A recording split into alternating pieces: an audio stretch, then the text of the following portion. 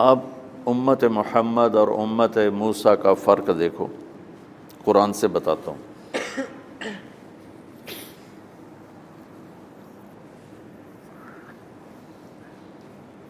وَلَقَدْ آتَيْنَا مُوسَىٰ 9 آیات بینات، ہم نے موسیٰ کو 9 بڑی نشانیاں دیں، وہ ساری انہوں نے آنکھوں سے دیکھی۔ اور پھر ایک بہت بڑی نشانی دیکھی کہ فرعون ڈوب گیا، اس کا لشکر ڈوب گیا، وہ دوسرے کنارے پر کھڑے دیکھ رہے ہیں۔ پھر وہ کہنے لگے ہمیں تسلی نہیں جب تک فرعون کی لاش نہ دیکھیں، تو پانی نے اس کی لاش کو نکال کے باہر پھینک دیا۔ کتنی بڑی نشانیاں ہیں، ٹھیک۔ چند قدم چلے ہیں تو انہوں نے دیکھا یعکفون علی صنم، کچھ لوگ اپنے پتھر کی پوجا کر رہے تھے۔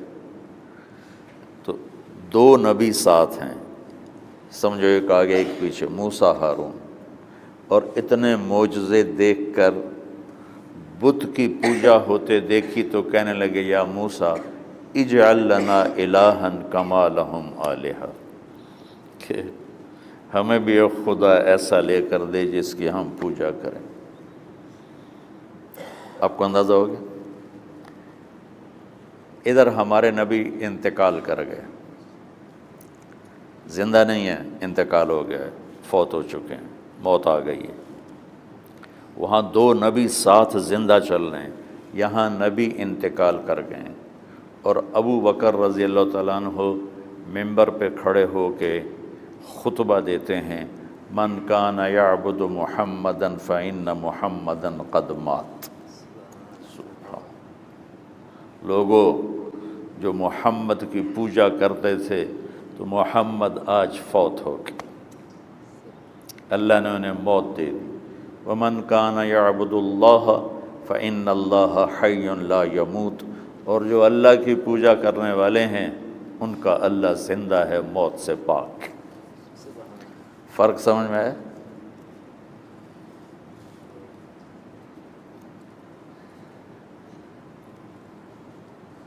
موسیٰ علیہ السلام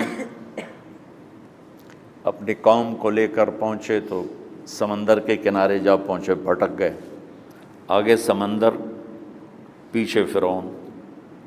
تو قال اصحاب موسیٰ، اصحاب موسیٰ میں طنز ہے،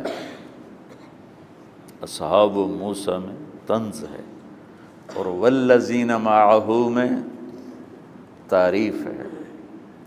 ایک ہے میرے نبی کے صحابہ، ان کے کیا کہنے، اور ایک ہے موسیٰ کے صحابہ۔ اصحاب موسیٰ میں طنز ہے کہ اتنے بے وقوف نادان تھے کہ اتنی لمبی صحبت اٹھانے کے بعد کہہ رہے ہیں انا لمدرکون۔ نہ ان کو موسیٰ کی فکر نہ ہارون کی فکر، ان کو اپنی پڑ گئی، کہنے لگے موسیٰ تو نے ہمیں مروا دیا۔ 40 سال میں اتنا بھی تعلق نہیں موسیٰ علیہ السلام سے ہوا کہ کہتے حضرت فرعون آ گیا، آگے سمندر، اب آپ کا کیا بنے گا، ہم آپ کی کیسے حفاظت کریں، ہم آپ پہ کیسے قربان ہو۔ الٹا ان کو کہہ رہے ہیں انا، لفظ انا پھر لام، ٹھیک ہے، اور پھر جملہ اسمیہ۔ دیکھو اللہ تمہیں عربی کا ذوق دے دے، اس کے بغیر تمہیں قرآن کا حسن نہ نظر آئے گا نہ مزہ آئے گا۔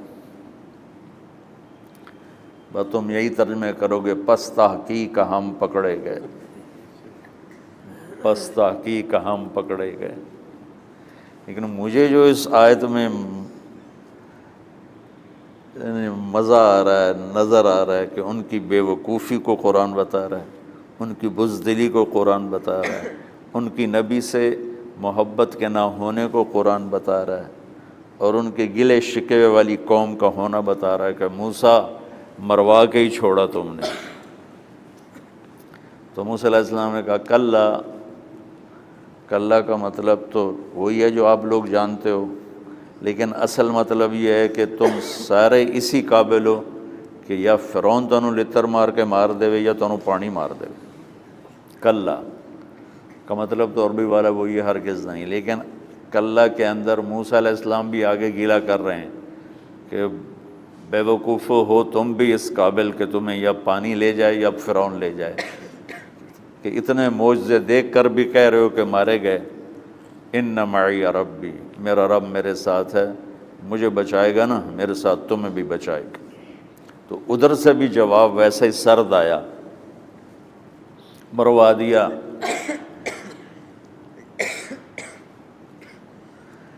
اور ادھر ہجرت کی رات جب نکلے اللہ کے نبی تو ابو بکر کبھی آگے چلتے تھے کبھی پیچھے چلتے تھے۔ 27 صفر، نبوت کا 14واں سال، ستمبر کا مہینہ۔ آپ نے پوچھا ابو بکر یہ کیا کرتے ہو؟ کبھی آگے چلتے ہو کبھی پیچھے چلتے ہو؟ کہیں گے یا رسول اللہ جب یہ خیال آتا ہے کہ آگے کوئی دشمن چھپا ہوا وار نہ کر دے تو میں آگے ہو جاتا ہوں کہ میرے اوپر پڑے آپ پہ نہ پڑے۔ جب یہ خیال آتا ہے پیچھے سے کوئی حملہ نہ کر دے تو میں پیچھے ہو جاتا ہوں تاکہ میرے اوپر وار پڑے آپ پہ نہ پڑے۔ یہ امت محمد ہے، وہ امت بنی اسرائیل ہے کہ انہیں اپنی پڑ گئی، ابو بکر کو اللہ کے نبی کی پڑ گئی۔ لا تحزن میں بھی یہی اشارہ ہے، اگر ابو بکر کو اپنی پڑ جاتی نا تو لا تحزن نہیں آتا، لا تخف آتا، لا تخف، لا تفزع، ڈر نہیں، اللہ ساتھ۔ لا تحزن میں تھا کہ ابو بکر میرا غم نہ کر، اللہ ہمارے ساتھ، ان اللہ معانا، میرا غم نہ کر، اللہ ہمارے ساتھ۔